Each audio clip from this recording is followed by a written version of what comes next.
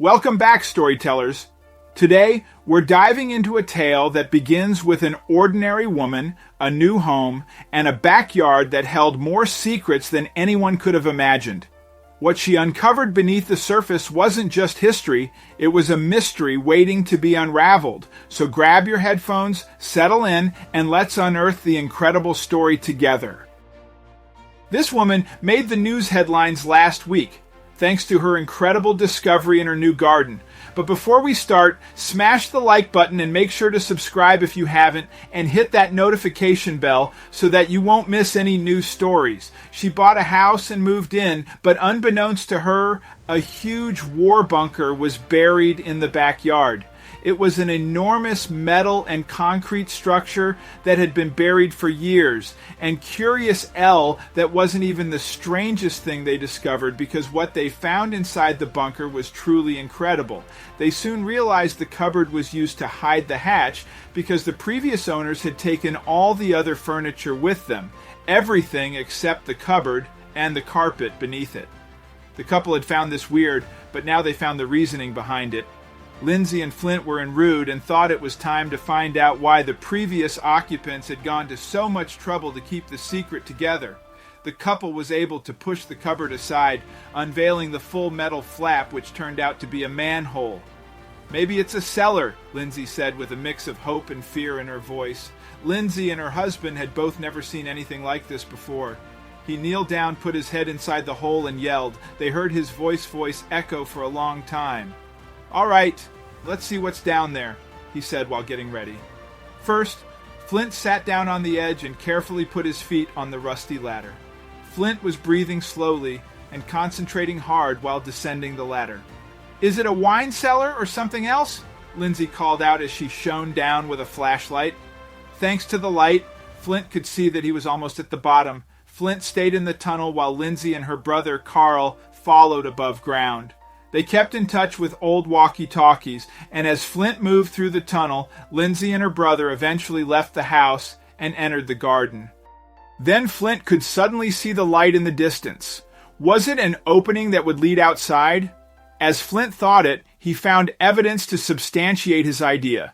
He shone his flashlight up to the ceiling of the tunnel and could see a long yellow electricity cable running across it toward the light source. Lindsay and Carl silently searched the ground for any sign of electricity cables, and then she heard it. Silent footsteps, and Flint's muffled voice came through the soil. "I think I'm standing right above you," she called out, looking down at the ground, and then she saw it. A small piece of concrete sticking out on the turf before her feet. Was it part of the tunnel? Was it the exit? But Lindsay was still a bit scared. She sat on the edge of the hole for a while before eventually making the plunge, and they were finally all in the tunnel. Lindsay fell silent momentarily, looking in amazement at the long tube she just landed in. It was amazing, and she couldn't believe this was below her property. A million questions went through her mind, then a voice woke her from her thoughts. They approached the door together in the tunnel, and the three of them pulled it. It was enormously heavy. What could be hidden behind it?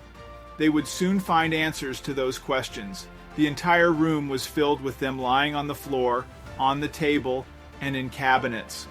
Lindsay went to take a closer look, and according to the labels, they were filled with whiskey and rum. But the thing that really caught her attention was the year these bottles were brewed. 1945. "These bottles are almost 80 years old," she exclaimed in amazement, realizing these bottles had seen war. Was this an old war bunker?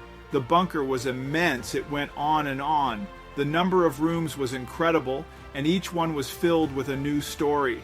After going through a couple of rooms clearly meant as sleeping quarters, they entered a living area, and an old suitcase caught their attention. The trio was extremely curious and cautiously approached the metal case, wondering what secrets it would hold. Lindsay struggled to open it and saw it was locked with a padlock. "Guys, come take a look at this," Carl's voice echoed through the bunker. He was about 20 and further down in the following room. Lindsay and Flint rushed over and saw Carl standing near a cupboard. It was still so perfectly intact that it looked like it could have been used yesterday. Clothes were still neatly folded, bed sheets were piled, and weapon holsters were neatly stored. Lindsay looked up abruptly as an idea began to form in her head. The trio discussed their next move. They had been down here for hours and clearly needed help with all of this. While walking back to the tunnel, they discussed their options when Lindsay suddenly remembered their new neighbor who owned a construction company. Once outside, Lindsay contacted him and asked for help. The man was intrigued by their story and was ready to assist. He called over a few workers and got to work on the excavation. They quickly instructed the workers to clear it as fast as possible, and once there was a way to enter, they went in. Lindsay, Flint, and Carl were amazed by what they found. All the equipment was still there, perfectly preserved, and seemed brand new. The room's lack of light and oxygen had kept every object in the best possible way. Giant binoculars, documents, and even anti-aircraft guns were present. After the discovery of the tower and its contents, everything moved into high gear. The couple decided to turn the bunker into a museum, and much needed to be done. Everything seemed to work out great and as planned, but they weren't aware of the Tra-Mag future awaiting them. Eventually, the whole bunker was excavated and ready for visitors, except one thing was still missing: an entrance. After long deliberation, they decided to give up their home and make the entrance at the hatch through which Flint originally entered. That way, the visitors would get the whole experience. After weeks of hard work and much anticipation, the day finally came, and Lindsay welcomed the first visitors to the museum. Devastated by the theft, Lindsay, Flint, and Carl temporarily closed the museum to investigate. They made a list of everything that was missing, a mix of historical documents, vintage bottles, and war memorabilia. With a detailed list in hand, they contacted the police to report the robbery. They had to find a way to catch this person and get the stuff back. The police couldn't arrive quick enough, and when they finally did, Lindsay explained the situation, concern drenching her voice. The police asked for the list of visitors from the museum and said they would call Lindsay, Flint, and Carl if they found anything. When the officers left, the room fell silent again. They were all thinking the same thing. They weren't just going to sit and wait for the police to call them with updates. After thinking about it for a while, the trio concluded that the logical thing to do was go through the visitors' log. They tried hard to remember if there was anything unusual about any of their visitors.